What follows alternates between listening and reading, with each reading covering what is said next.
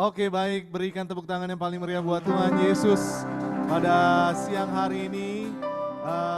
Mungkin sebelum kita mulai boleh lihat teman-temannya kiri.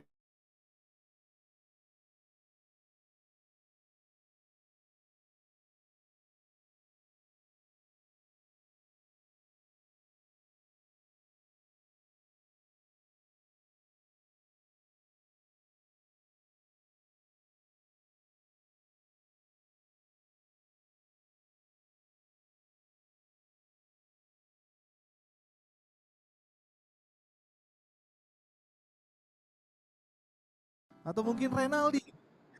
Karena mungkin ya. Cidila, apa kabar Cidila?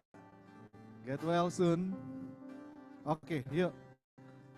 Mari kita berdoa. Kami mengucap syukur Tuhan Yesus, terima kasih buat kesempatan yang Tuhan berikan kepada kami. Terima kasih buat waktu yang Tuhan berikan kepada kami. Dan kami percaya kami berkumpul semuanya karena Tuhan Yesus yang mengadakannya bagi kami pada hari ini.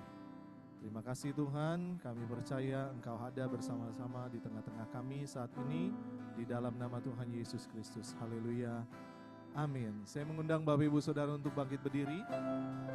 Saya tahu mungkin lagu ini kurang familiar, tetapi sama-sama kita mau naikkan pujian ini, biar menjadi perenungan kita pada siang hari ini.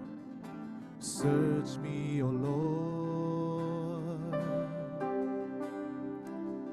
and seek out my heart.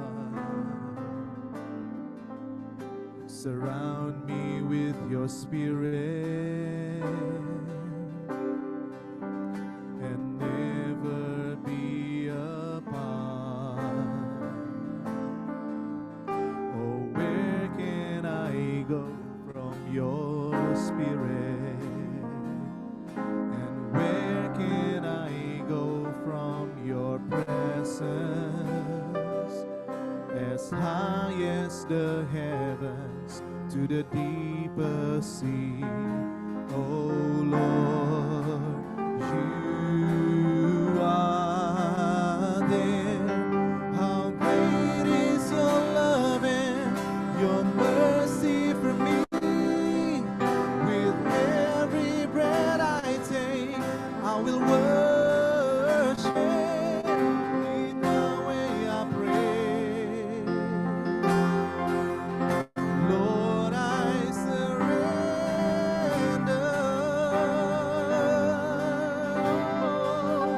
How awesome your presence, your glory I see. I bow down before you in worship. I will wait on you. Lord, I surrender.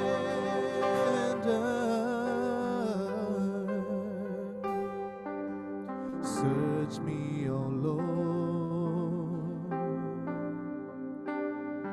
and seek out my heart. Surround me with your spirit. Never be apart, never be apart. Where can I go from your spirit? Where can I go from your presence? As high as the heavens to the deepest sea. Oh Lord, you are there. How great is your love and your mercy for me. With every breath I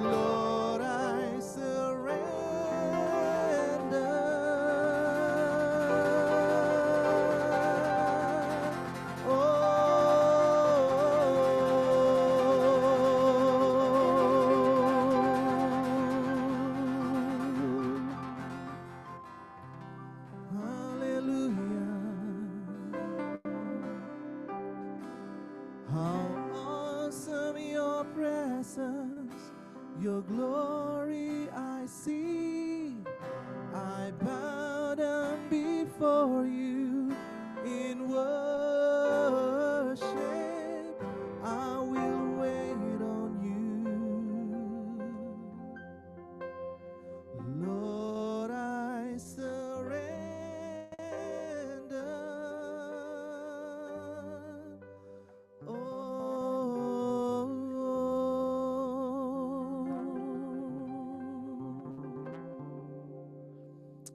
Amin Tuhan. Terima kasih Tuhan Yesus, terima kasih. Masih dengan bangkit berdiri, kita akan nyatakan iman kita di dalam pengakuan iman rasuli. Bersama-sama kita katakan, aku percaya kepada Allah, Bapa yang Maha Kuasa, Khalik langit dan bumi, dan kepada Yesus Kristus anaknya yang tunggal Tuhan kita, yang dikandung dari Roh Kudus, lahir dari anak darah Maria, yang menderita sengsara di bawah pemerintahan Pontius Pilatus, disalibkan, tidak dikuburkan, turun ke dalam kerajaan maut, dan pada hari yang ketiga bangkit pula dari antara orang mati, naik ke surga, duduk di sebelah kanan Allah, Bapa yang Maha Kuasa. Dan dari sana ia akan datang untuk menghakimi orang yang hidup dan yang mati. Aku percaya kepada Roh Kudus, gereja yang kudus dan am, persekutuan orang kudus, pengampunan dosa, kebangkitan daging, dan hidup yang kekal. Amin.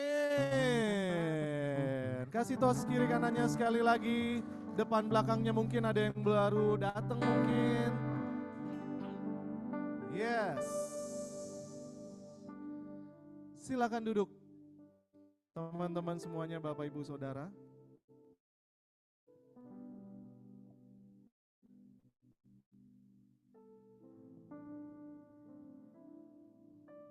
Mari kita angkat pujian ini bersama-sama.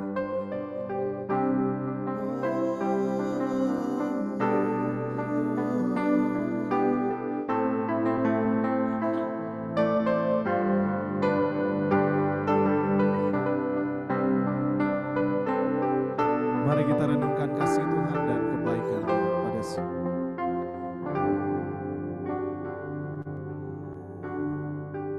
Begitu besar kasih-Mu Bapa, Kau berikan anak-Mu yang tunggal.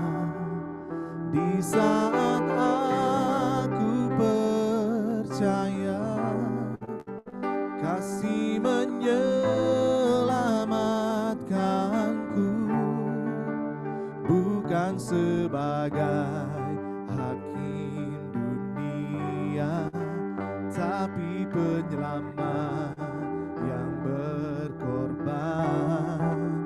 Untuk diriku Kau tebusku, kasih menyelamatkanku. Ingat kasih-Nya yang mengubah hidupku, ingat kasih-Nya yang selalu ada. Kasih Yesus, kasih Yesus bagiku.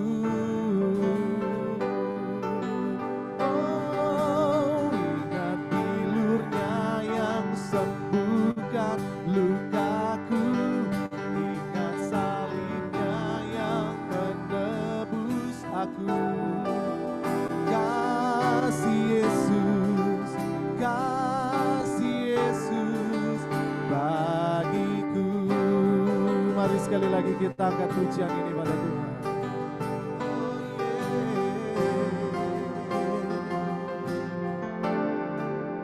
Begitu besar kasih-Mu Bapa, Kau berikan anak-Mu yang tunggal.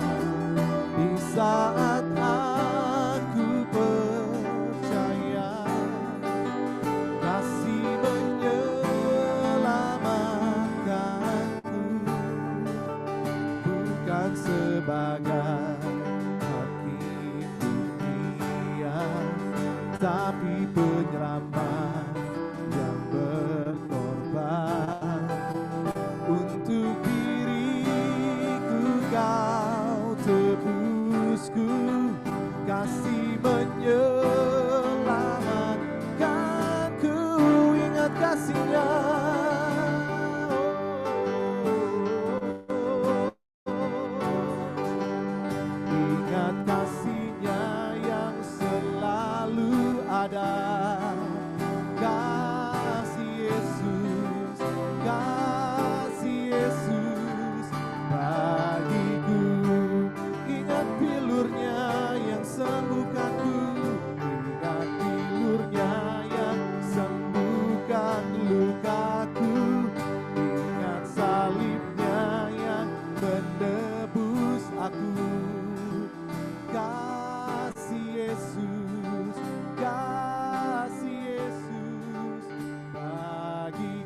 mari dengan bangkit berdiri kita angkat pujian ini. Ingat kasih-Nya, ingat kasih-Nya yang mengubah hidupku. Ingat kasih-Nya yang selalu ada. Oh kasih Yesus, kasih Yesus bagiku. Ingat pilur-Nya yang sembuhkan lukaku, yang sembuhkan lukaku. Ingat salib-Nya yang menebus aku. Kasih Yesus, kasih Yesus bagiku. Sekali lagi, ingat pilur-Nya yang sembuhkan, yang sembuhkan lukaku. Ingat salib-Nya yang menebus aku. Kasih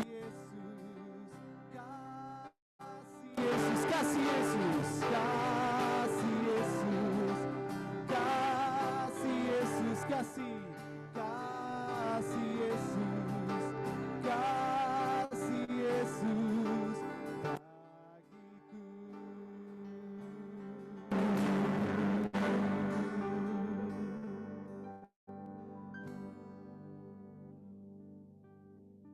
Satu, boleh silakan duduk dulu. Saya lagi menanti kok gak ada yang lagi bikin loncat ya hari ini.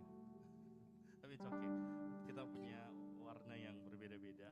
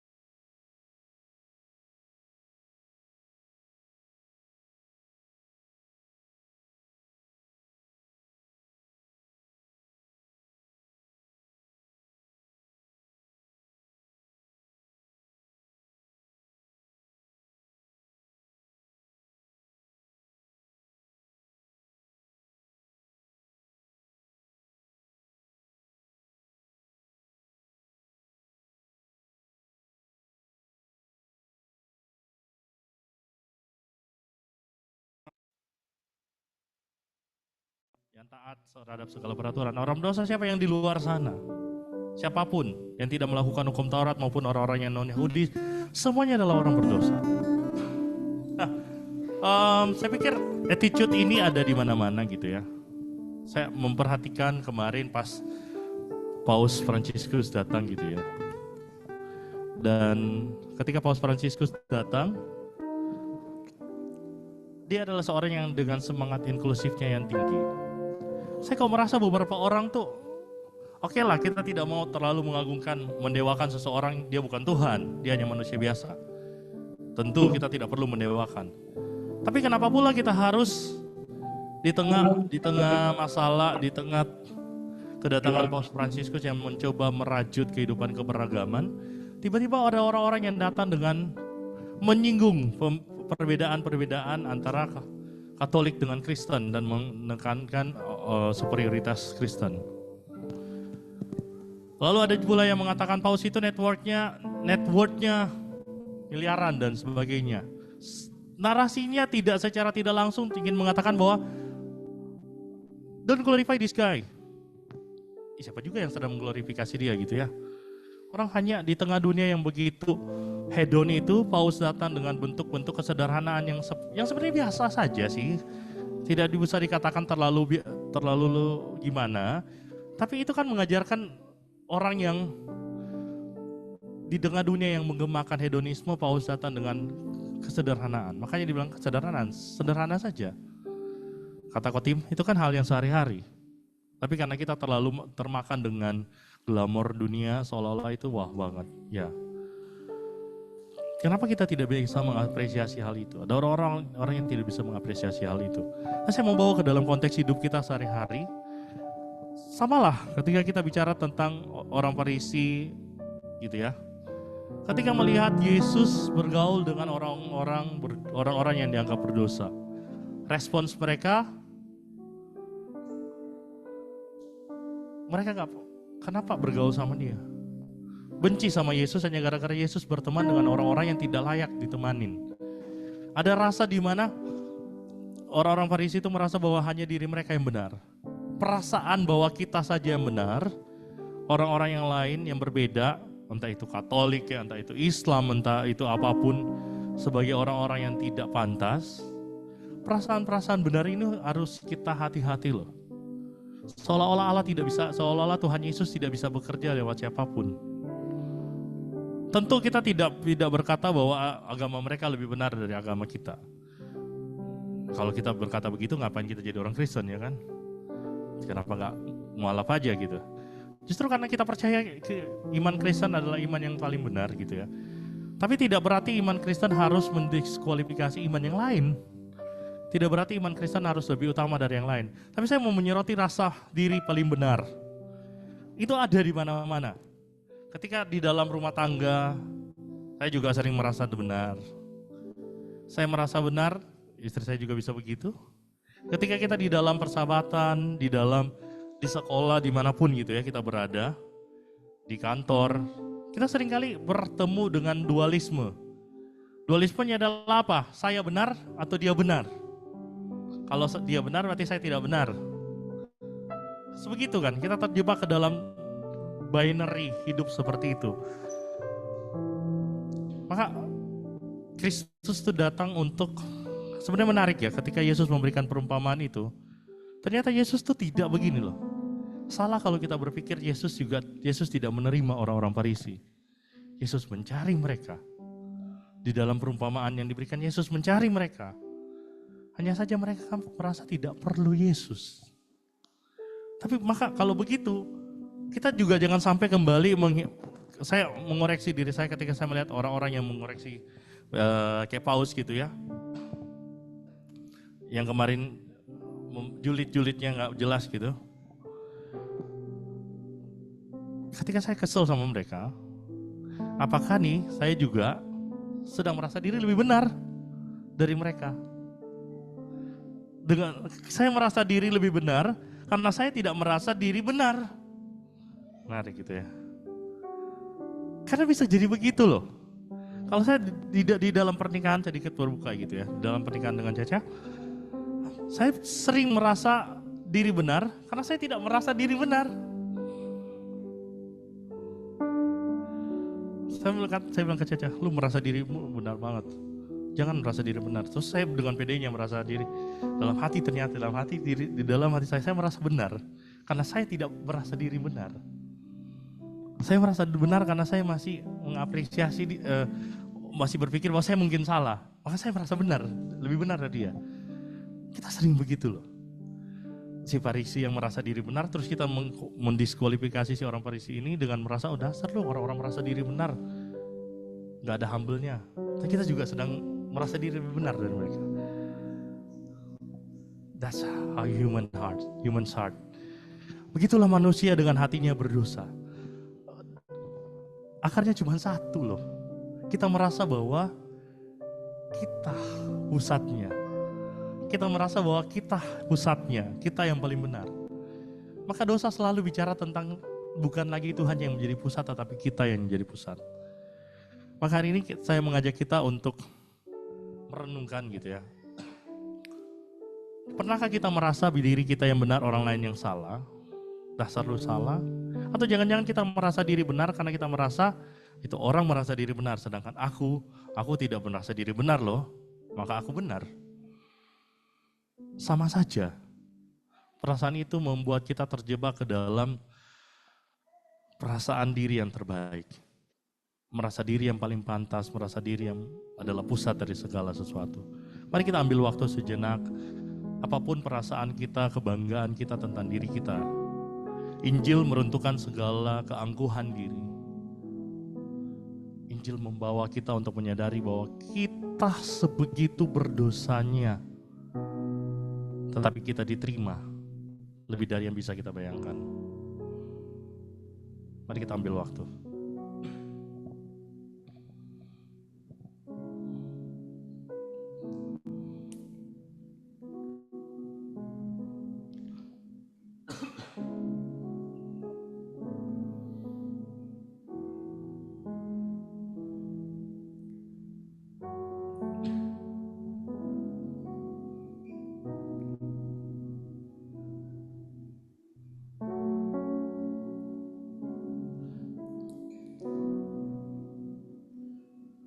Bapa, kami datang kepadamu ya Tuhan. Kami tahu bahwa masalah hati kami dan dosa adalah masalah rumit yang tidak mungkin kami pisahkan sampai akhirnya kami berjumpa dengan Kristus. Kami seringkali merasa diri kami lebih benar dan merasa orang lain salah. Kami terlalu percaya diri bahwa kami yang paling benar. Setelah kami belajar bahwa Tuhan menghendaki orang-orang yang tidak merasa diri benar, kami mungkin seringkali berubah dari rasa benar karena kami merasa benar, menjadi rasa benar karena kami tidak merasa kami benar. Dan ketika kami merasa kami tidak sebegitu percaya diri bahwa kami benar, lalu tiba-tiba di dalam hati kami berpikir, aku lebih benar dari dia. Aku lebih baik dari dia. Aku lebih mengerti hati Tuhan dari dia. Aku lebih mengerti firman Tuhan dari dia. Aku bukan Farisi, dia itu Farisi. Ternyata sama saja ya Tuhan. Sebaik apapun kami membungkus narasi perasaan diri benar itu, pusat dari segala sesuatu adalah diri sendiri. Di hadapan Tuhan kami telanjang. Di hadapan Tuhan tidak ada yang tersembunyi. Karena itu ampuni kami karena kami tidak bisa membebaskan diri kami dari belenggu lingkaran setan ini Tuhan, lingkaran dosa ini. Kami butuh anugerah-Mu sekali lagi untuk menyadarkan kami ketika kami tidak merasa benar, bukan karena kami lebih benar. Tidak membuat kami merasa lebih benar, tetapi membuat kami menyadari bahwa tidak ada manusia yang sempurna, tidak ada manusia yang lebih baik, termasuk diri kami sendiri. Semua sama di mata Tuhan, semua butuh anugerah Tuhan. Sehingga kami tidak mendiskriminasi mereka yang mendiskriminasi kami. Kami tidak menghakimi mereka yang menghakimi kami. Tetapi kami sadar, baik Farisi maupun si pemungut cukai, semua dicintai oleh Allah dan Allah bersuka cita ketika mereka bertobat, siapapun mereka. Karena itu Tuhan, ubah hati kami sehingga kami boleh memandang sesama kami seperti Kristus memandang mereka. Demi Kristus Yesus Tuhan dan Juru Selamat kami yang hidup, beranugerahlah untuk kami berdoa. Amin.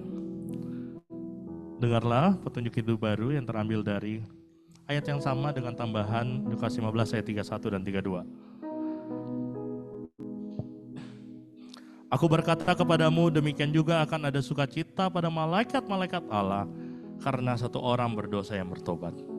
Orang Farisi maupun pemungut cukai.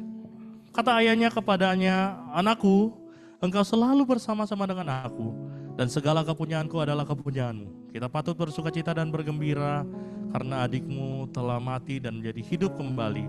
Ia telah hilang dan didapat kembali. Mari bersukacita bersama dengan Allah ketika kita melihat ada sesama kita yang kembali kepadanya.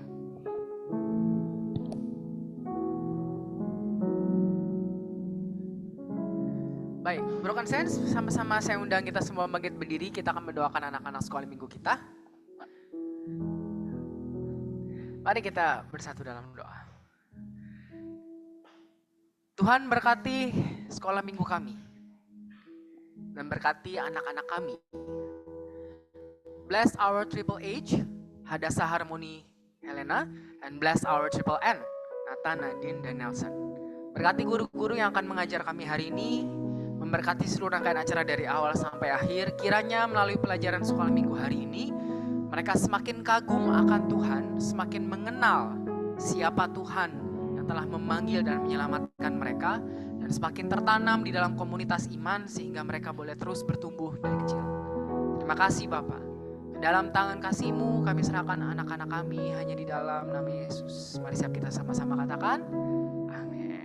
Silakan anak sekolah minggu. Cek. Selamat beribadah untuk anak-anak sekolah minggu. Silahkan. Dan orang tuanya akan lanjut dalam perenungan yang lebih dalam lagi bersama Sang Nudus Nudum Christum Sequi. Oke, baik semuanya. Kita akan buka hati kita untuk kebenaran firman Tuhan pada hari ini.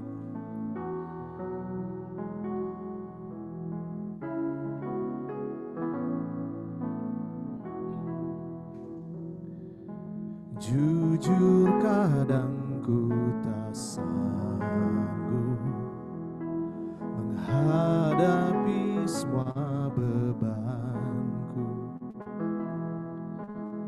menantikan jawaban, menolak untuk menyerah. Ku tahu Kau Tuhan yang sanggup menolong dalam sesaku. Namun meskipun Kau belum, ku kan tetap menyembah-Mu, ku kan bernyanyi sampai jiwaku percaya, sampai hatiku mendengar lagu pengharapan. Ku kan berserah, ku tahu aku tak sendiri, ku Engkau mengasihiku, amin. Bahkan di dalam api pun ku kan menyembah-Mu.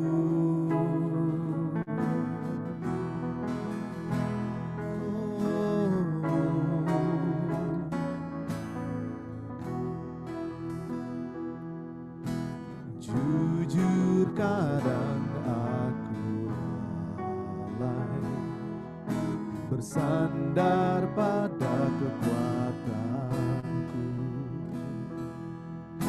di dalam kelemahanku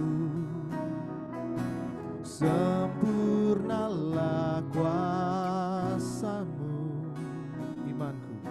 Imanku memegang janji-Mu. Ku tahu Kau selalu bersamaku dalam setiap beraku.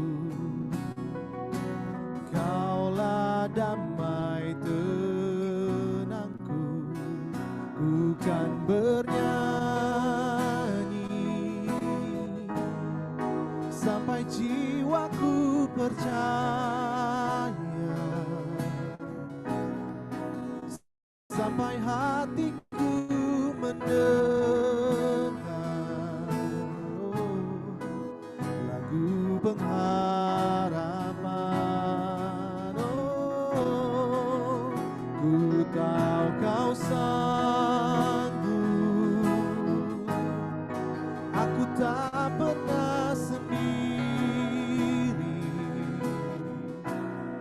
selalu baik kau di hidupku,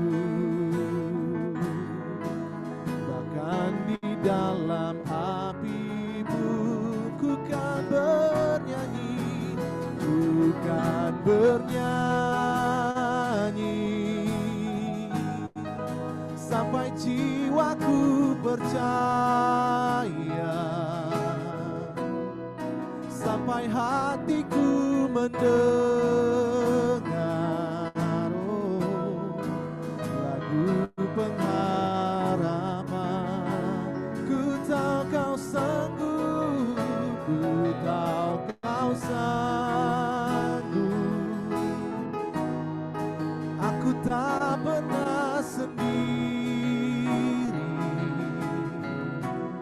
selalu baik kau di hidupku, bahkan di dalam api pun, bahkan di dalam api pun ku kan bernyanyi. Mari dengan bangkit berdiri kita angkat pujian ini pada Tuhan. Sampai jiwaku percaya, sampai hatiku mendengar lagu pengharapan. Oh, ku tahu kau sanggup, aku tak pernah sendiri, selalu baik kau di hidupku, bahkan di dalam api pun ku kan menyembahmu. Oh, bahkan di dalam api pun ku kan menyembahmu.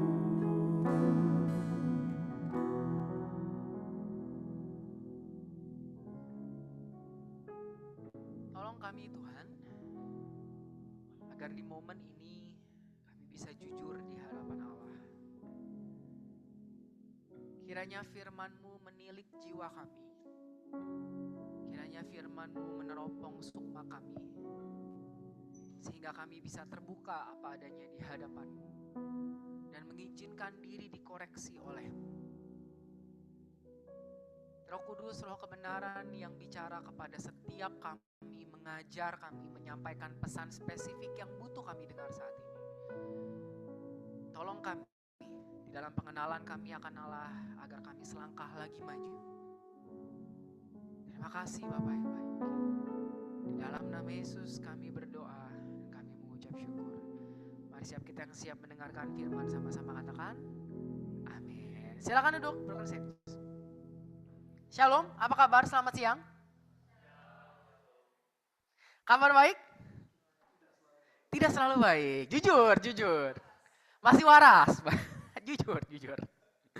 Sungguh satu sukacita bisa kembali melayani Broken Saints semua. PowerPoint-nya boleh? Coba dites dulu ya sebentar ya. Belum bisa. Oke, baik. Dan hari ini kita akan membahas tema yang sangat seru. Nah, khotbah di reformasi liturgi itu selalu menjadi waktu yang menyenangkan sekaligus menantang buat saya gitu ya. Kenapa? Karena mengingat sebagian besar jemaat RLC adalah jemaat yang sudah mendengar ratusan bahkan ribuan kali khotbah. Jemaat RLC adalah jemaat yang kadang-kadang bosan mendengar khotbah yang biasa. Gitu ya. Males gitu. Maka jemaat RLC adalah jemaat yang haus akan khotbah kritis. Sehingga saya sebagai pengkhotbah tertantang untuk membahas satu topik yang sudah biasa dikhotbahkan dari sisi yang berbeda.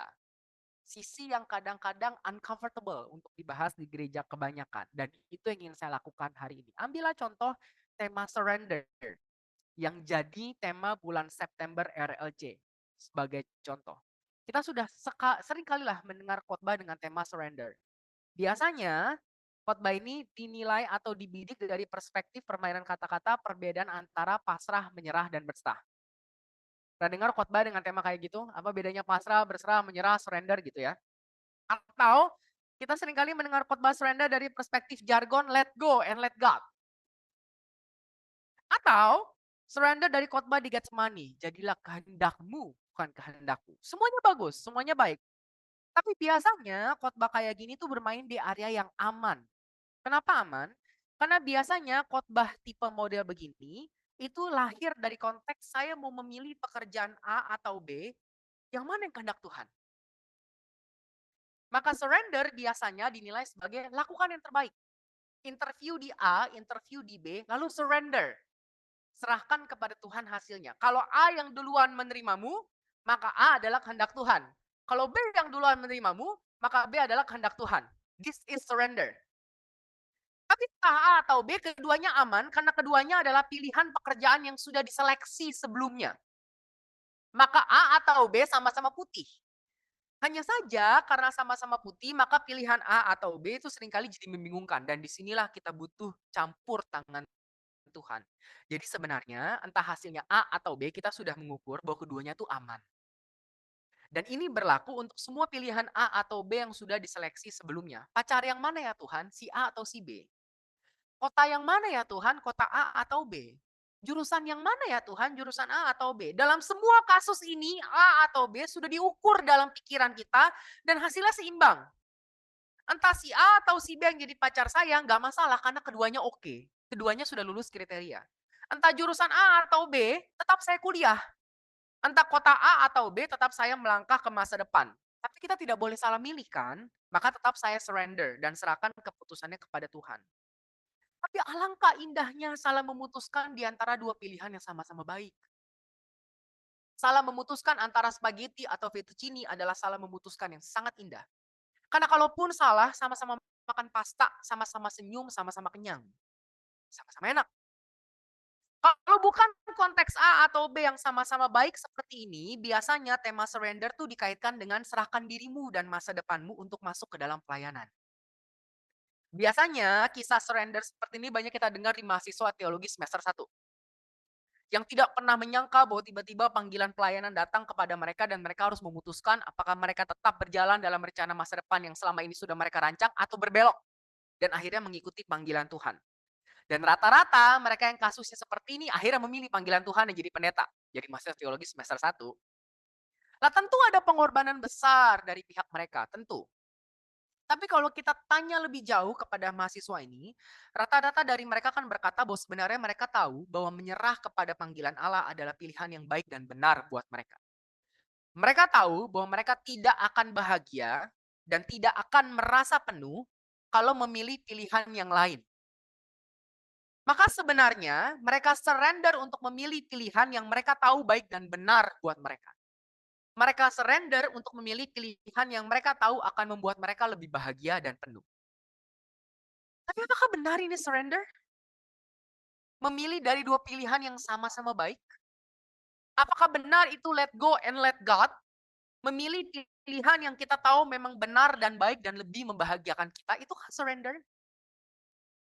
Kalau kita lihat kepada Alkitab, kita akan sadar bahwa surrender itu tidak lahir dari situasi yang mudah seperti itu. Surrender itu lahir dari situasi yang begitu mengerikan dan begitu tidak adil, sampai-sampai kita tidak bisa terima kenapa ini terjadi. Surrender terjadi ketika yang normal adalah mintalah maka akan diberikan, carilah kamu akan dapat, ketoklah maka pintu akan dibukakan. Tapi yang terjadi padaku adalah aku mengetuk dan pintu tidak dibukakan, aku cari dan aku tidak pernah dapat, aku meminta tapi kepadaku jawabannya tidak. Beda hal kalau aku meminta lalu Tuhan tidak menjawab. Tapi kalau aku meminta dan jawabannya tidak, sedangkan dia meminta hal yang sama dan jawabannya iya, surrender terjadi ketika Tuhan menghampiri mereka satu persatu, tapi kepada kita dia jalan terus. Yesus, Tuhan, dengar doaku. Orang lain kau hampiri. Jangan jalan terus. Dan dia jalan terus. Begitu dia sampai ke tempat kita. Maka surrender tidak terjadi dalam pilihan yang baik dengan yang baik. Tapi surrender justru terjadi dalam pilihan yang sangat simple dan sangat obvious hitam putihnya. Tuhan tolong saya Tuhan, karena alternatif lainnya adalah kalau Tuhan tidak tolong, saya mati. Tidak ada pilihan lain Tuhan, sederhana banget kasus ini. Tuhan tolong saya atau saya mati, Tuhan tolong saya atau saya masuk jurang, tapi Tuhan tidak tolong. Maka akhirnya saya mati dan akhirnya saya masuk jurang. Dan kita pikir ada plot twist. Dan kita tunggu plot twistnya. Mungkin sama seperti Lazarus, Tuhan sengaja membiarkan saya mati sebab ada kebangkitan nanti di hari keempat.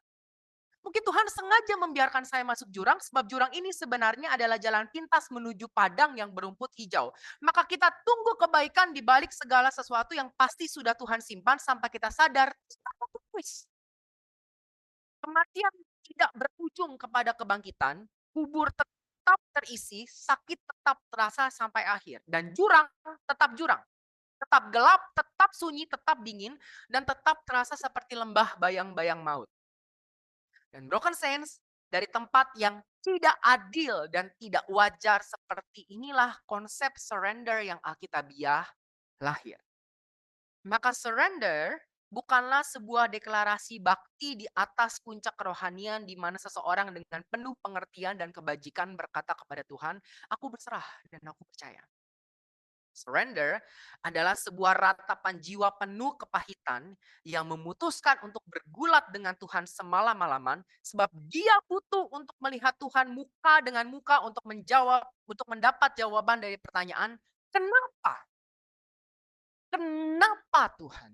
Kenapa? Kenapa sedemikian tidak adil? Kenapa sedemikian tidak wajar? Tapi surrender yang brutal dan tidak elok inilah surrender yang jujur dan sesuai dengan realita kehidupan kita. Sebab faktanya setiap kita tidak ada yang hidup di dalam dongeng fairy tale. Yang cerai tetap cerai, yang gay tetap gay, yang botak tetap botak, yang sakit tetap sakit. Dan surrender seperti inilah yang ingin saya bahas dalam khotbah saya hari ini. Itu sebabnya kenapa judul khotbah saya adalah surrender. Meminta dan dijawab tidak, mencari dan tidak mendapat, mengetuk dan tidak dibukakan. Dan karena surrender adalah sebuah ratapan yang lahir dari pahitnya kehidupan, menurut saya tepat akhirnya kalau kita membahas khotbah ini dari kitab yang sama, kitab ratapan. Jadi utang saya satu lunas ya, udah bahas kitab ratapan ya.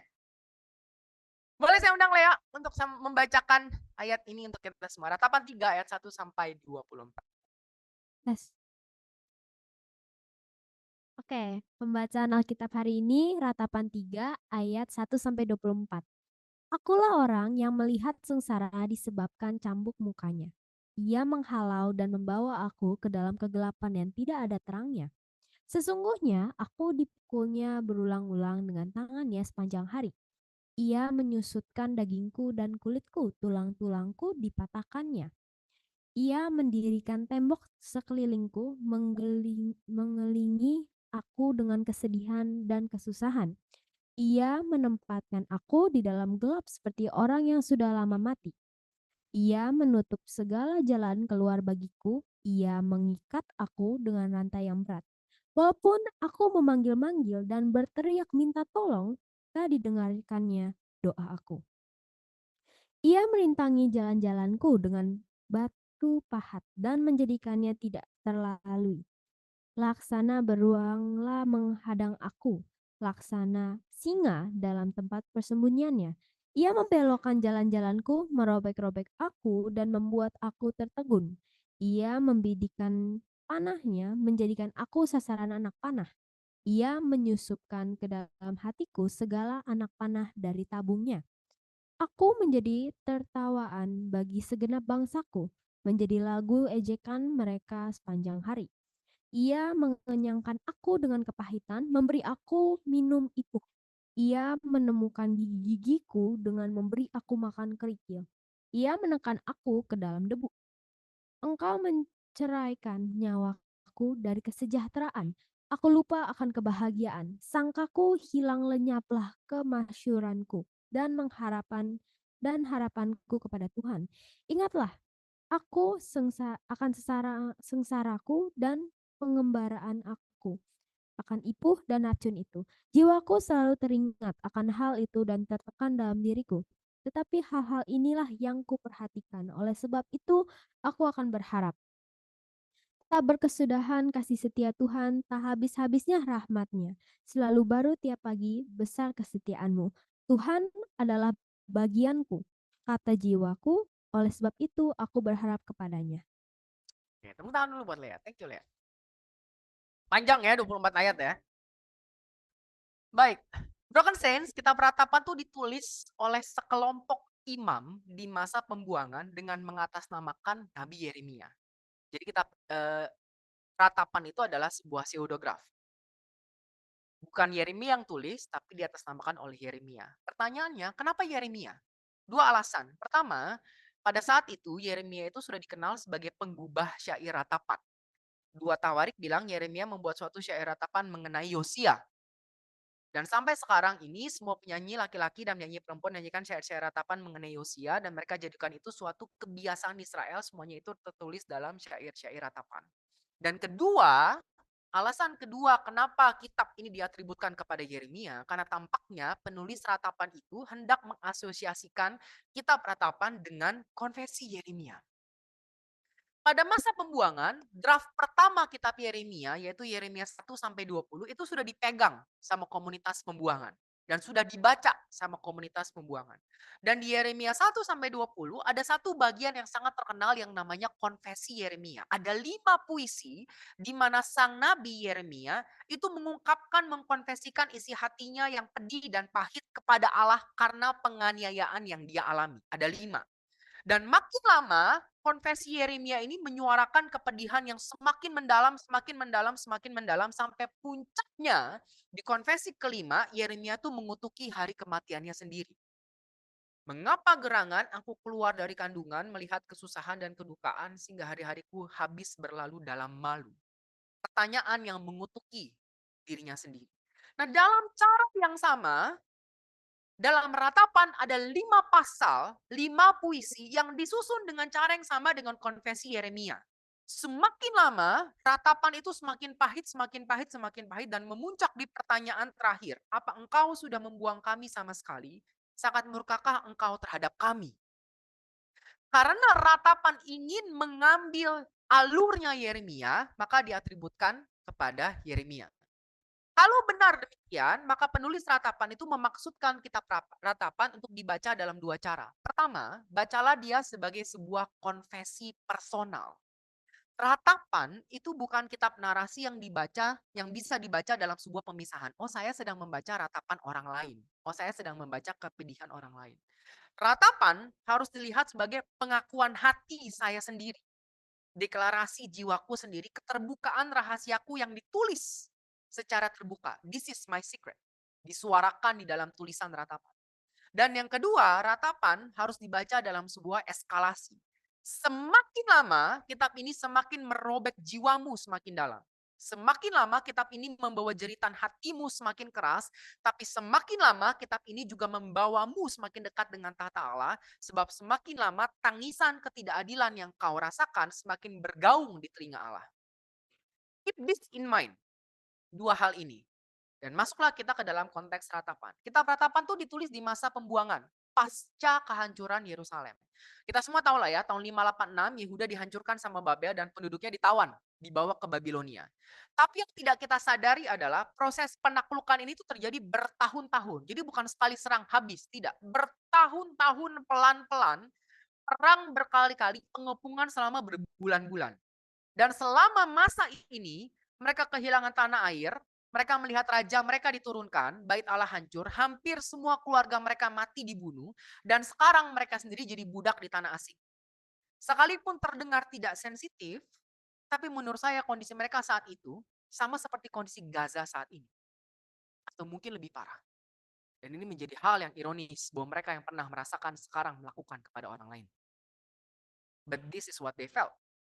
Dan sekarang mereka yang selamat dan tertawan di Babilonia harus mengambil kembali kepingan-kepingan hati mereka, melanjutkan hidup dan menata masa depan.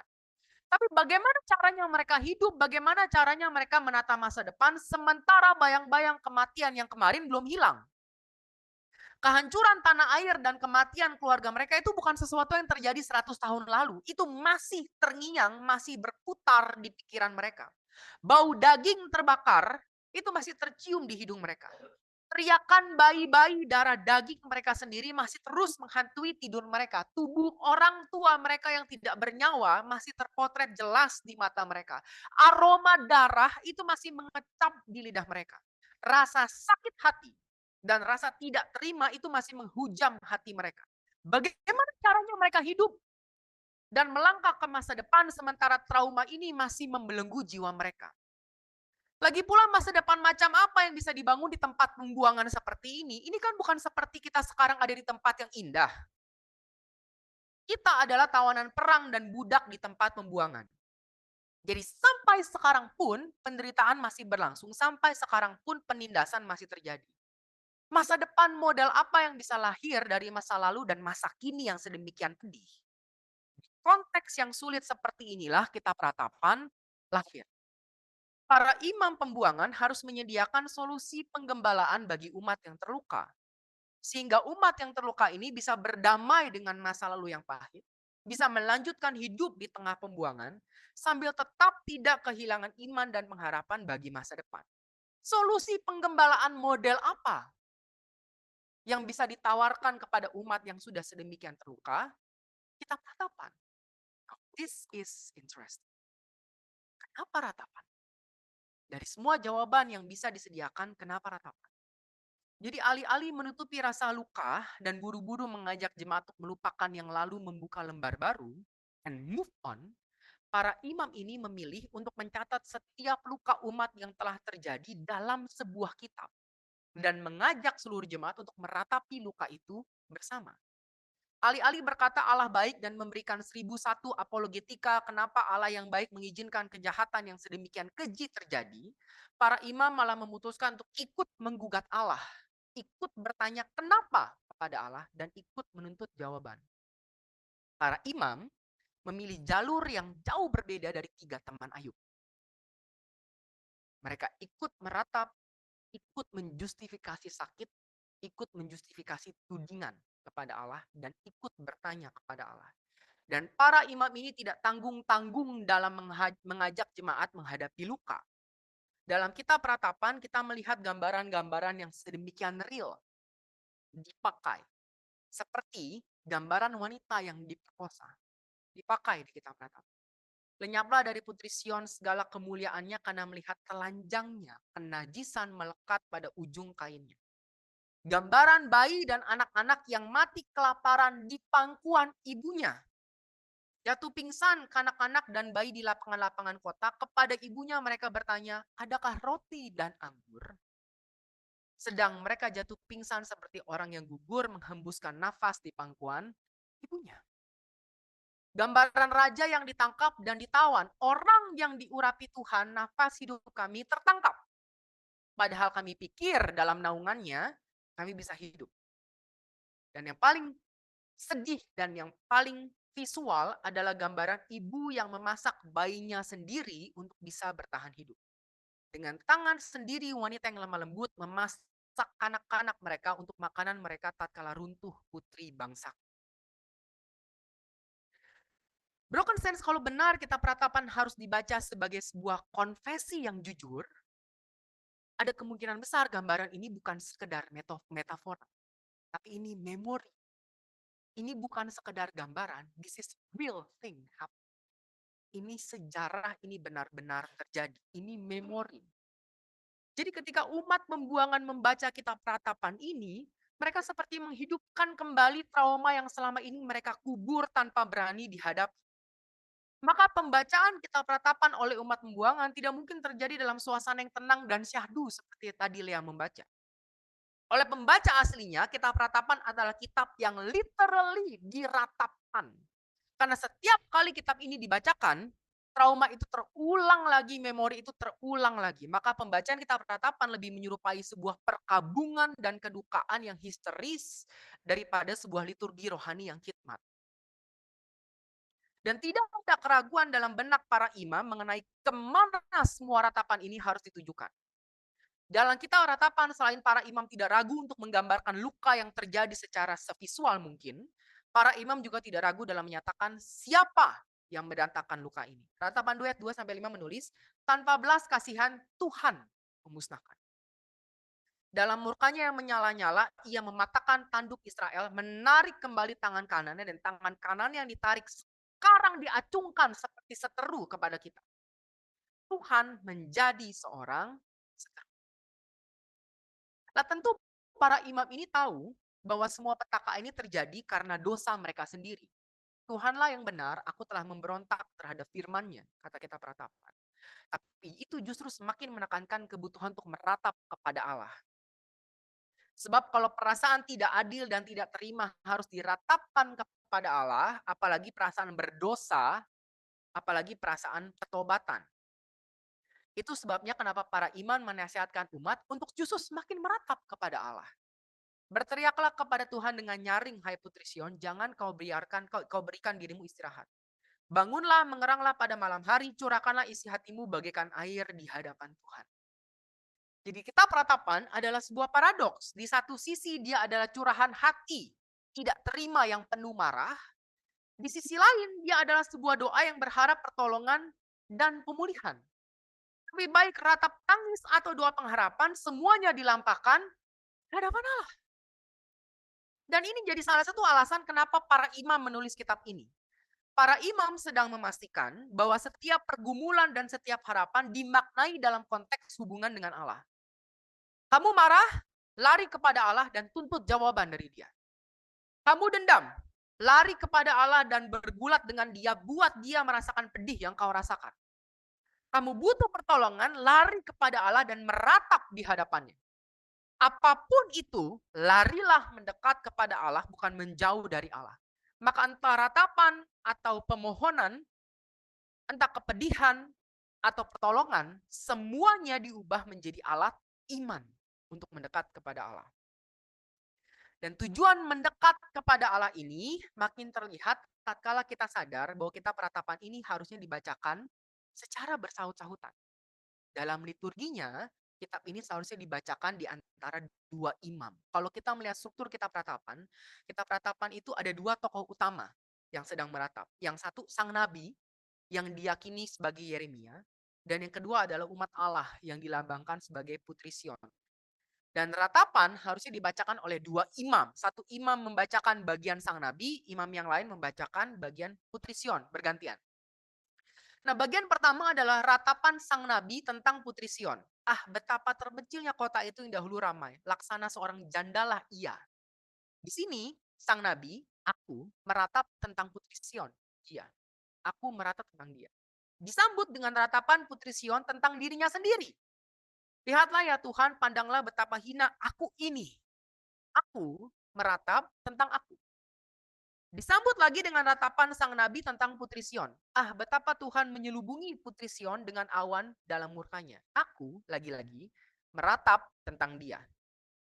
Kali ini, ratapan sang nabi tidak disambut oleh ratapan umat tentang dirinya sendiri, tapi malah disambut oleh ratapan sang nabi tentang dirinya sendiri, seakan-akan dialah putri Sion yang meratap.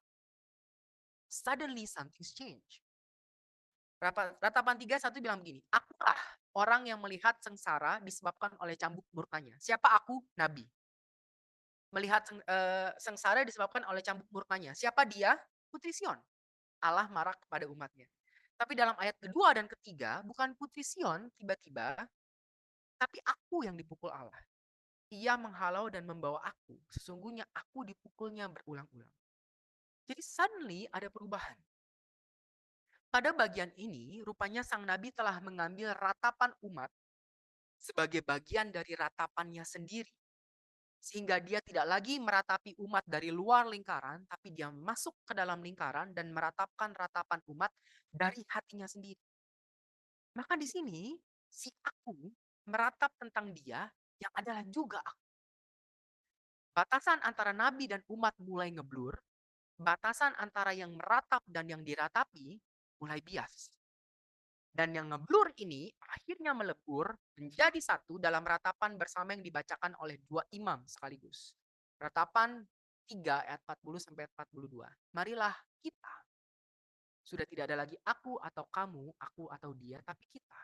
Marilah kita, kami, menyatu. Dua ratapan melebur menjadi satu. Dan ratapan bersama ini dipertahankan sampai akhir pasal 5. Ingatlah ya Tuhan, apa yang terjadi atas kami, kami, dan kami. Jadi dalam kitab ratapan ada sebuah alur liturgis yang dimulai dari ratapan pribadi, si aku, beralih menjadi ratapan kolektif, kami. Dengan demikian, umat diundang bukan hanya untuk mengakui bahwa mereka lagi terluka, tengah terluka dan trauma, tapi juga untuk sadar bahwa ada orang lain yang juga terluka. Rupanya ada ratapan orang lain berbarengan dengan ratapan saya. Maka dalam ratapan personal saya disadarkan untuk merangkul ratapan orang lain juga. Dalam ratapan personal saya tidak boleh hanya meratapkan tangisan saya sendiri, tapi saya juga harus meratapkan tangisan dia yang juga kehilangan anak. So this is not self-pity party, but a collective consolation in solidarity. Maka dalam ratapan, air mata saya ikut mengalirkan kepedihan orang lain. Dan dalam jeritan dia, saya mendengarkan luka hati saya ikut disuarakan. Maka dalam ratapan ada saling menanggung, saling pengertian, dan akhirnya saling menghibur. Maka dalam air mata bersama, lahirlah pemulihan. Dan dalam ratapan kolektif ini bukan hanya batasan antara nabi dan putri Sion, imam dan umat yang melebur, tapi batasan antara imam dan umat dan Allah. Sebab dalam kitab ratapan sebenarnya ada 3 tokoh yang secara aktif hadir. Imam, putri Sion, dan Allah sendiri. Dan Allah terus-menerus disebut. Dalam kitab ratapan, Allah tidak pernah dilihat sebagai tokoh pasif yang ada di background. Allah adalah motif utama yang terus ada dalam benak si Nabi dan putri Sion. Maka ketika kitab ratapan bereskalasi sampai kepada puncaknya di mana semua ratapan melebur jadi satu, ratapan siapa yang melebur di situ? Apakah hanya ratapan imam dan umat? Atau ada ratapan Allah yang ikut melebur di situ? Maka sementara si imam meratapi umat dan si umat meratapi dirinya sendiri, ada ratapan Allah yang ikut mengalir, ikut menangis melihat imamnya dan umatnya menangis. And that's kitab ratapan. Pertanyaannya adalah, apa sih tujuan akhir dari kitab ratapan? Kalau begitu. Untuk tujuan akhir apa para imam mengajak jemaat untuk menghadapi luka dengan gambaran yang sedemikian visual? Apa yang hendak dicapai dengan alur liturgis yang bereskalasi dari ratapan personal ke ratapan kolektif? Apa dampak yang diharapkan terjadi di dalam diri umat di akhir ratapan? Tampaknya dampak yang diharapkan terjadi di akhir ratapan adalah habisnya ratapan. Tampaknya kitab ratapan sengaja disusun sebagai sebuah journey liturgis untuk memastikan bahwa di akhir perjalanan tidak ada lagi ratapan yang tersisa. Semua ratapan telah habis diratapkan, semua air mata sudah habis ditangiskan, semua kesedihan sudah habis dimuntahkan, hati dan jiwa dan rahasia batin telah tuntas terbuka. The end, leaving me naked in front of God. Saya percaya bahwa ada 5 tahapan dalam doa. Dan saya terinspirasi dari tulisannya Anthony de Mello. Yang pertama adalah, aku bicara kau mendengar. Monolog egosentris. Yang kedua adalah, kau bicara dan aku mendengar. Tidak egosentris, tapi masih monolog. Yang ketiga adalah, keduanya bicara dan keduanya mendengar. Dialog terjadi. Yang keempat, keduanya tidak bicara, tapi keduanya mendengar. Dialog batiniah. Tapi yang terakhir, keduanya tidak bicara, keduanya tidak mendengar, tapi keduanya memahami. Manunggal. Tidak perlu kata, tidak perlu mendengar, sebab koneksi telah terjadi di level yang melampaui indera. Dan dalam air mata, dalam ratapan bersama ketika saya menjeritkan jeritan yang juga kamu jeritkan, ketika kamu menangisi tangisan yang juga aku tangiskan, jadi manunggal dalam air mata, aku dan kamu yang sama-sama kehilangan bersatu. Dalam air mata, aku dan kamu dan Allah yang sama-sama menatap bersatu. Tidak perlu kata, tidak perlu ada yang didengar. Kita saling memahami sakit satu sama lain. Dan saya rasa Kemanunggalan spiritual inilah yang diharapkan terjadi oleh penulis ketika semua ratapan, batas ratapan menjadi bias dan di akhir emosiku, emosimu, dan emosi Allah melebur dalam ratapan yang sama. Sebab faktanya sampai akhir tidak ada jawaban yang diberikan oleh kitab ratapan. Di awal kitab, penulis mengajak umat ke dalam perjalanan meratap untuk bertanya kenapa, sekaligus berdoa memohon pemulihan, dan sampai akhir tidak ada jawaban kenapa diberikan, sampai akhir tidak ada jawaban pertolongan diberikan. Alih-alih jawaban, kitab ratapan malah ditutup dengan pertanyaan terbuka. Atau, apa engkau sudah membuang kami sama sekali? Sangat murkakah engkau terhadap kami? This is the end. Tidak ada jawaban. Kenapa jawaban tidak diberikan? Sebab bukan jawaban solusinya. Yang diinginkan bukan penyelesaian karena jawaban memuaskan telah diberikan. Yang diinginkan adalah ketegaran dan kesiapan untuk melangkah maju dalam absennya jawaban. Jawaban tidak boleh jadi faktor. Kitab Ratapan sedang membentuk umat yang cukup resilient sampai-sampai mereka tidak lagi butuh jawaban untuk melangkah maju. Kitab Ratapan mengajak umat untuk merangkul ketiadaan jawaban sebagai realita hidup yang baru. Inilah hidupmu sekarang, kehidupan yang tanpa jawaban. Dan di atas realita yang kosong akan jawaban ini, bangunlah hidupmu yang baru. Rencana masa depan yang baru, iman yang baru, dan teologi yang baru. Dan ini yang dilakukan persis oleh umat pembuangan sehingga lahirlah Second Temple. Sehingga lahirlah umat pembuangan. Mereka meredefinisi diri. Inilah realita kami, pembuangan. Maka kami adalah umat pembuangan. Inilah Allah yang baru dalam teologi yang baru. Second Temple. Teologi Second Temple lahir dari sebuah penerimaan. Maka ujung dari ratapan bukan jawaban, tapi penerimaan. Jangan lagi membenci pembuangan ini. Jangan lagi berpikir bahwa kehidupan di pembuangan ini adalah kehidupan yang salah. Kamu adalah umat pembuangan, terima saja. Tidak ada versi hidup yang lain yang kamu miliki selain versi kehidupan di jurang lembah maut ini. Maka jangan lagi berusaha kabur atau berfantasi tentang padang yang berumput hijau yang memang bukan bagianmu. Kalau kamu mau meratap, merataplah sampai puas. Tapi setelah itu terimalah kehidupanmu, berdamailah dengan kondisimu, dan bangunlah padang yang berumput hijau versimu di sini, di lembah bayang maut ini. Dan setelah penerimaan, baru lahirlah surrender. Maka tujuan utama dan pesan utama ratapan bukan di ratapannya. Tapi what comes after it, acceptance in surrender. Dan acceptance in surrender inilah solusi penggembalaan yang ditawarkan oleh kitab ratapan. Dan tidakkah acceptance in surrender ini juga yang ditunjukkan oleh kitab Ayub dan kitab Habakuk? Bukankah perkataan Ayub hanya dari kata orang saja, aku mendengar tentang engkau, sekarang aku memandang engkau, aku mencabut perkataanku. This is surrender. Padahal dia tidak mendapat jawaban kenapa, padahal dia belum dipulihkan, tapi jawaban tidak lagi jadi faktor. He accept who he is. Dia telah menerima fakta bahwa dia telah kehilangan segalanya, dia terima fakta bahwa dia tidak paham kenapa, dan dia terima fakta bahwa saya mungkin tidak akan pernah paham kenapa. Saya berdamai dengan fakta itu. Bukankah pernyataan penutup Habakuk, sekalipun pohon arah tidak berbunga, pohon anggur tidak berbuah, hasil pohon zaitun mengecewakan, namun aku akan bersorak-sorak di dalam Tuhan. Tidakkah ini acceptance and surrender? Aku terima bahwa tidak ada bunga di pohon arah.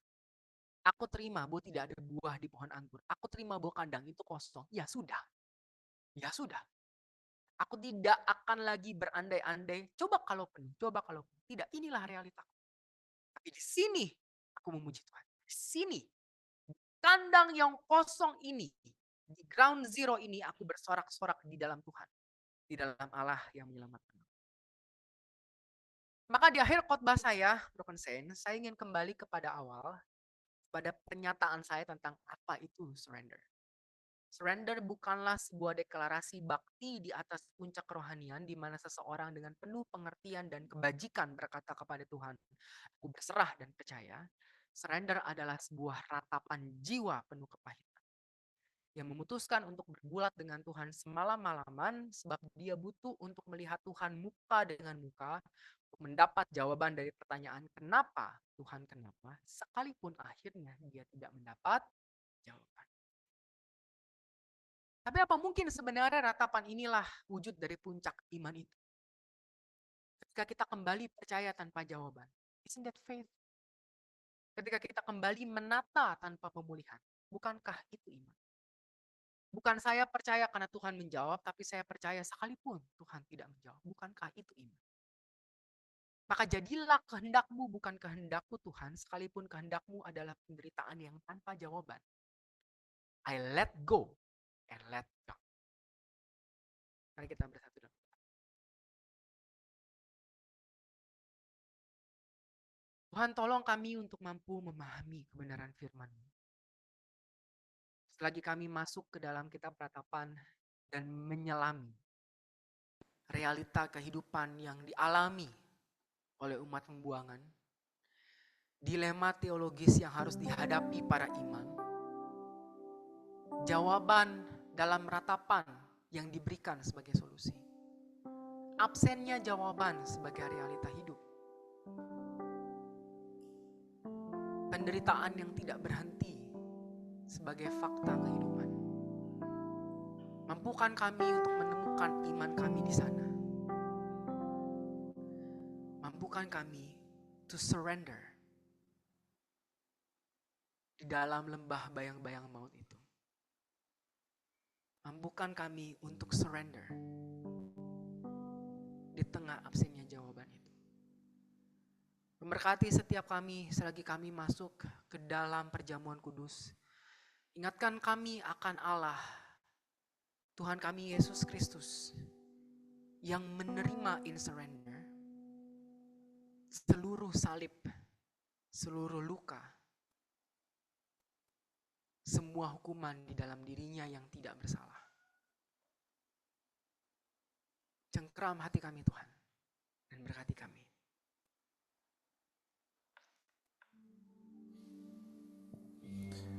Ingat kasih-Nya yang mengubah hidupku, ingat kasih-Nya yang selalu ada. Kasih Yesus, kasih Yesus bagiku.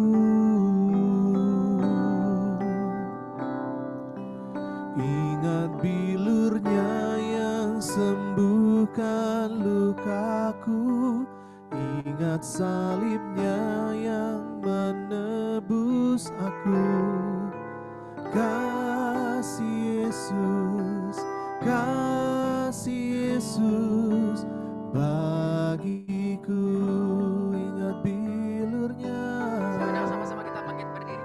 Ingat bilur-Nya yang sembuhkan lukaku, ingat salib-Nya yang menebus aku.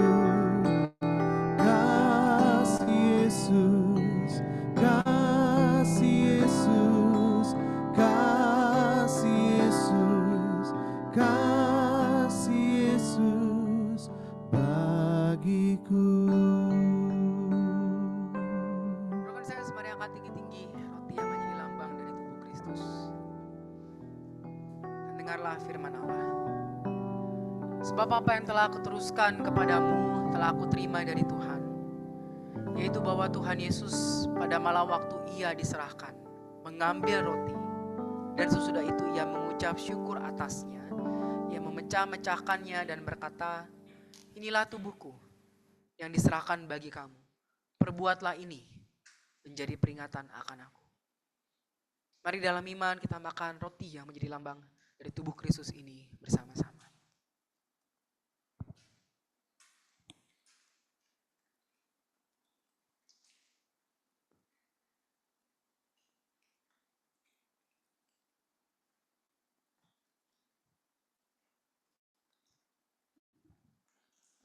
Mari kita angkat tinggi cawan air anggur yang menjadi lambang dari darah Kristus. Dan dengarlah firman Allah. Demikian juga ia mengambil cawan sesudah makan lalu berkata, cawan ini adalah perjanjian baru yang dimateraikan oleh darahku. Perbuatlah ini setiap kali kamu meminumnya menjadi peringatan akan aku. Sebab setiap kali kamu makan roti ini dan minum cawan ini, kamu memberitakan kematian Tuhan sampai ia datang. Mari kita minum cawan air anggur yang menjadi lambang dari darah Kristus bersama-sama.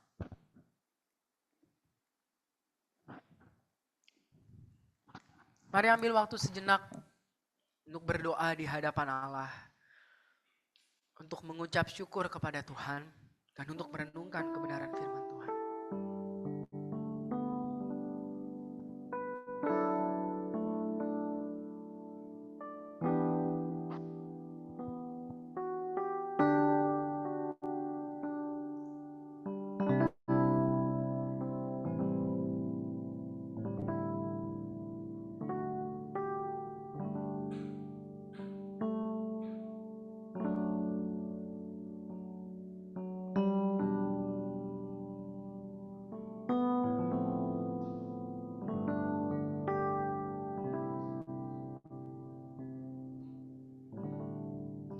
Dalam lembah kami, kuatkanlah kami untuk berserah Tuhan.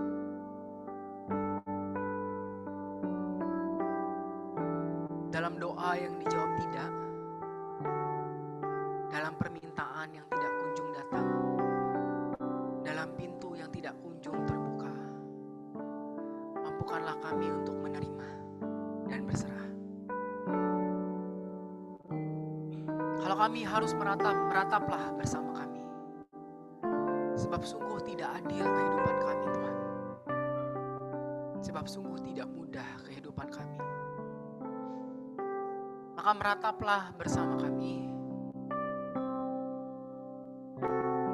Dan menyatulah dalam air mata kami. Berjalanlah beriringan dengan kami. Sampai kami siap untuk menerima realita kehidupan yang baru ini Tuhan. Sampai kami tidak lagi membenci. Sampai kami berdamai. Sampai kami mampu mengasihi realita kehidupan yang ini. Dan melihat versi hidup yang ini, yang satu-satunya kami miliki ini, sekalipun pahit, adalah yang terbaik dan terindah buat kami. Terima kasih Bapak. Broken Saints, kita akan masuk ke dalam doa syafaat. Mulai dari minggu ini, kita akan terus mendoakan beberapa pokok doa, dan saya akan memimpin dalam doa bersama. Mari kita bersatu dalam doa.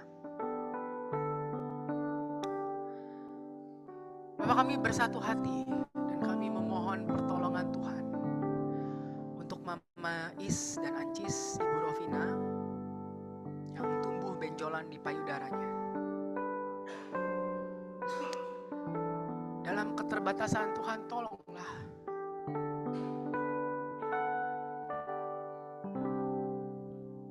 Tuhan, tolong sungguh.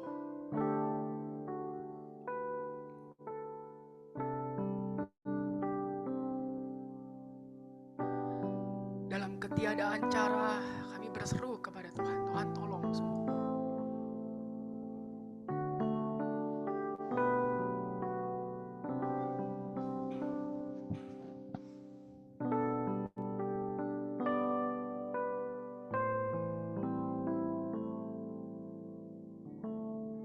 Dalam ketakutan kami,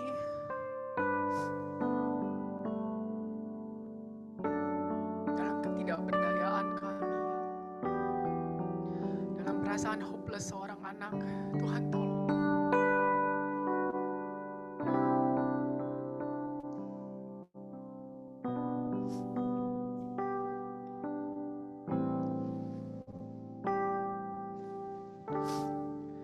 Tidak ada jalan lain selain kami berseru kepada Allah dan meratap. Tuhan, tolong kami sungguh.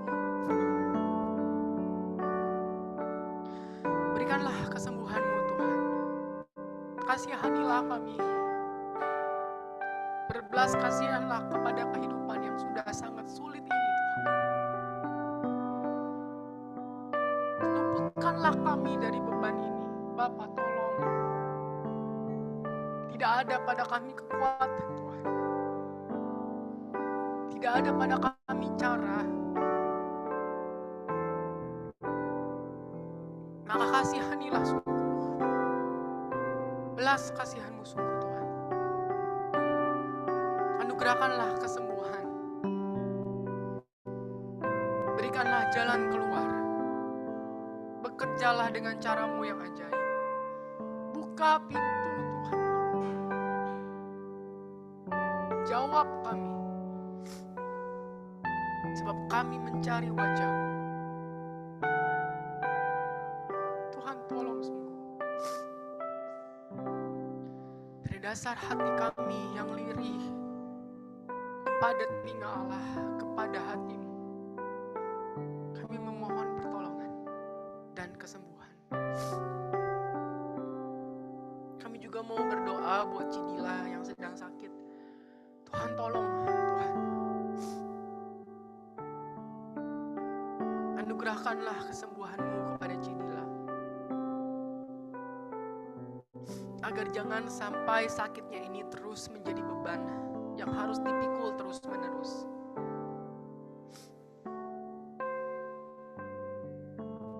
Berikanlah kesembuhan. Apa yang menjadi sakitnya kiranya boleh diketahui dan boleh ada pengobatan yang tepat, Tuhan.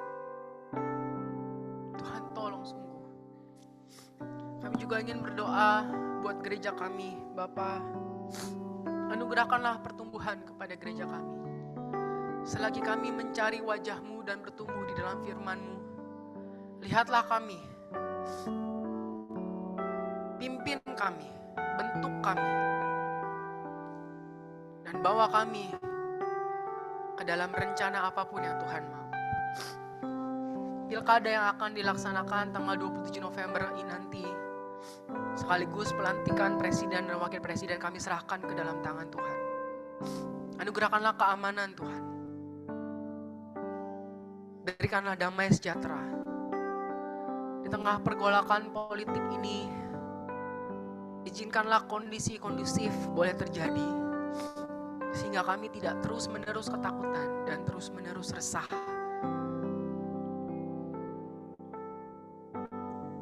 Berkati negeri kami, Tuhan. Terima kasih Bapa yang baik.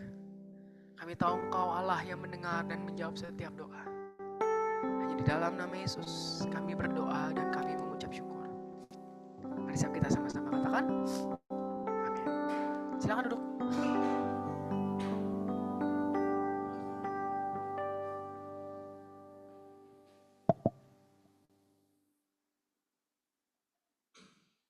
Shalom Broken Saints.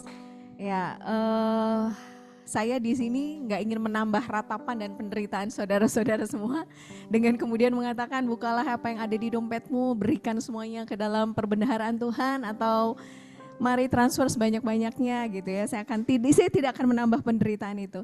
Nah, mungkin refleksi saya dalam seminggu ini gitu ya, khususnya dan kemudian saya teringat, oh ya saya harus mempersiapkan persembahan gitu ya.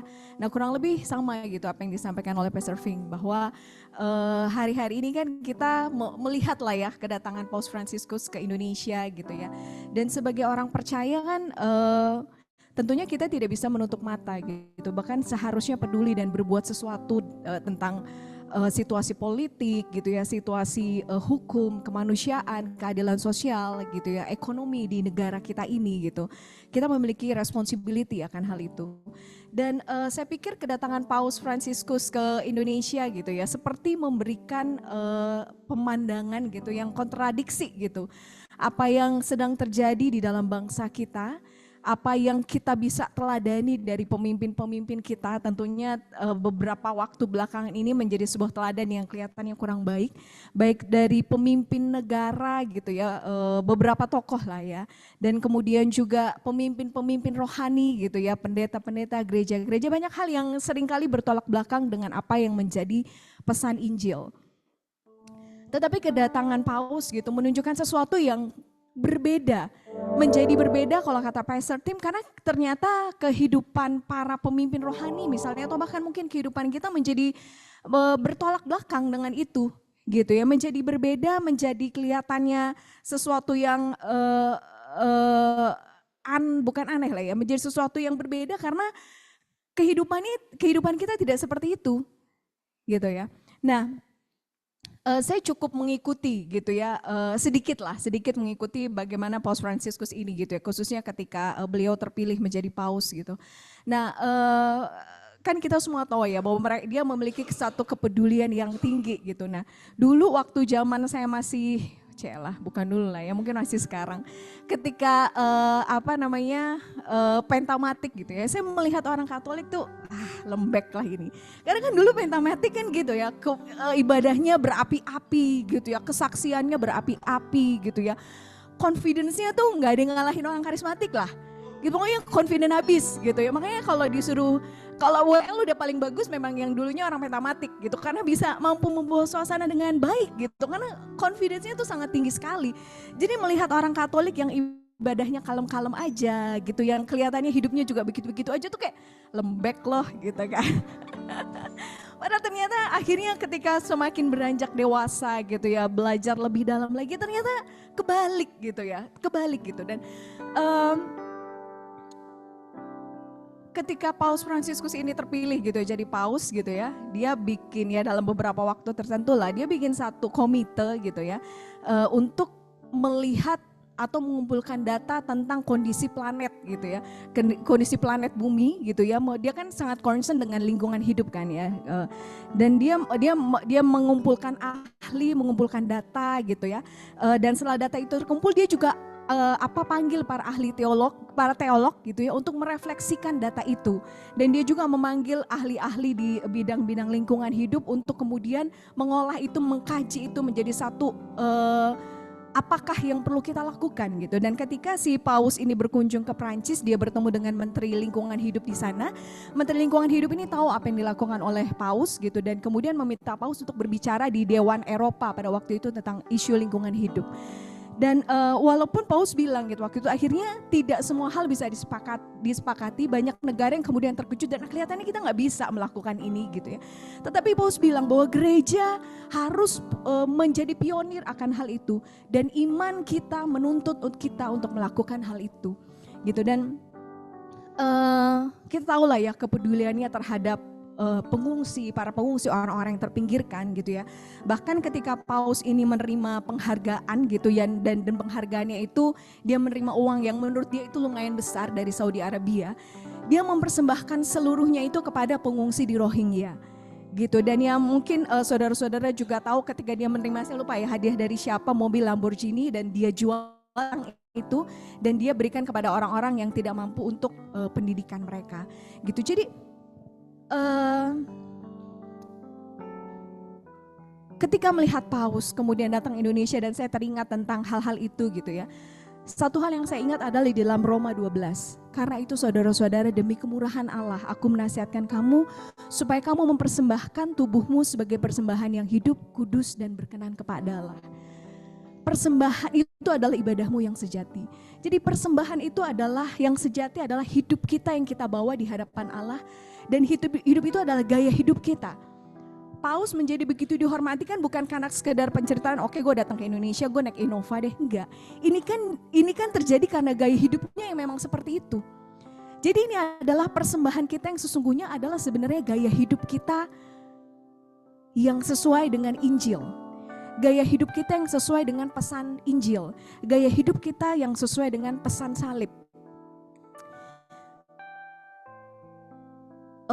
Paus pernah bercerita gitu, waktu dia berkunjung ke nama daerahnya San Benedetto di Italia, dia bertemu dengan para nelayan di sana, dan nelayan di sana mengeluh karena dari hasil tangkapannya itu sebagian besar itu sampah plastik gitu ya. Setahun kemudian akhirnya nelayan ini datang lagi ke paus dan melaporkan bahwa oke, sekarang kami tidak mengeluh, kami tetap menangkap ikan.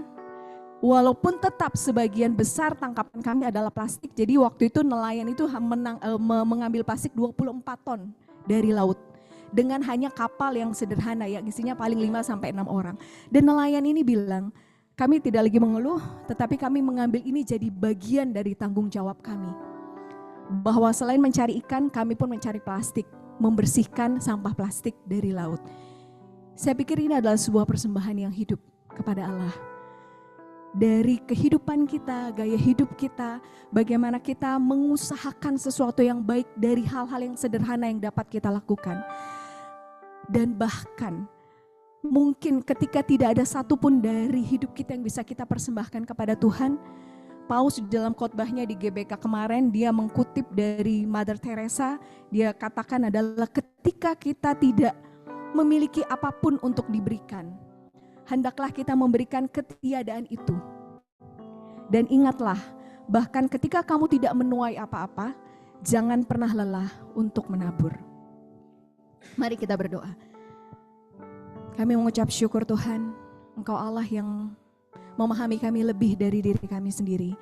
Ajarkan kami untuk mempersembahkan yang terbaik dari kami. Entah hidup kami yang penuh luka, hidup kami yang sedang meratap, atau hidup kami yang seolah-olah kami tidak mampu memberikan apa-apa. Tetapi biarlah kami tetap menabur. Kami tidak lelah untuk mengusahakan kebaikan dalam diri kami, dalam diri orang-orang lain, dalam lingkungan kami. Terima kasih Tuhan, kami mempersembahkan ini kepadamu. Dalam nama Tuhan Yesus Kristus kami berdoa. Amin. Ya, silakan memberi melalui rekening ini, BCA Digital bla bla bla. Selamat memberi, Tuhan Yesus memberkati.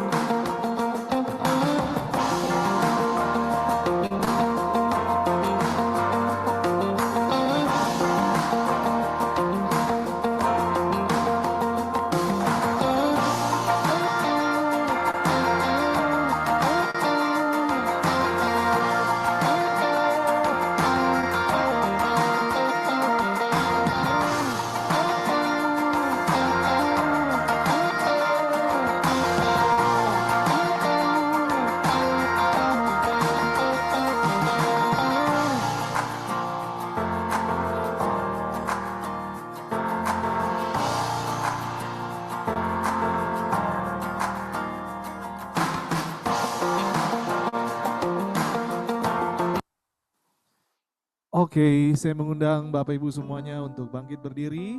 Kita akan akhiri ibadah kita pada siang hari ini. Mari sama-sama sekali lagi kita angkat pujian ini kepada Tuhan. How great is your love and your mercy for me. With every breath I take, I will worship. Lead my way, I pray. Lord, I surrender.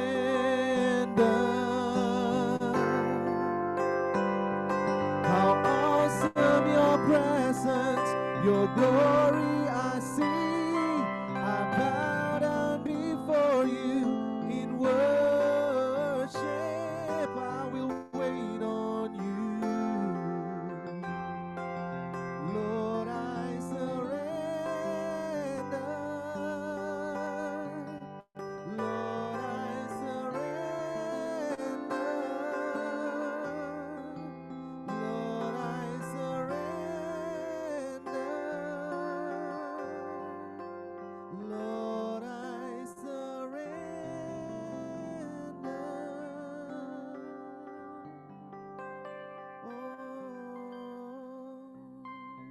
Mari angkat kedua belah tanganmu, Lord says, angkat hatimu, angkat imanmu kepada Allah, dan terimalah berkat Tuhan. Tuhan memberkati engkau dan melindungi engkau. Tuhan menyinari engkau dengan wajah-Nya dan memberimu kasih karunia. Tuhan menghadapkan wajahnya kepadamu dan memberimu damai sejahtera. Pulanglah di dalam berkat Allah Bapa, cinta kasih, penerimaan, teladan yang sempurna dari Tuhan kita Yesus Kristus. Di dalam pertolongan, penghiburan, penyertaan Allah Roh Kudus yang selalu ada di setiap langkah hidup kita. Mulai dari hari ini, bahkan sampai selama-lamanya.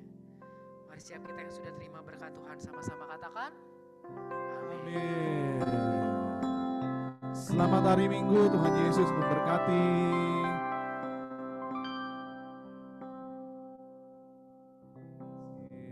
Happy Sunday dan siapa yang ulang tahun ya? Dan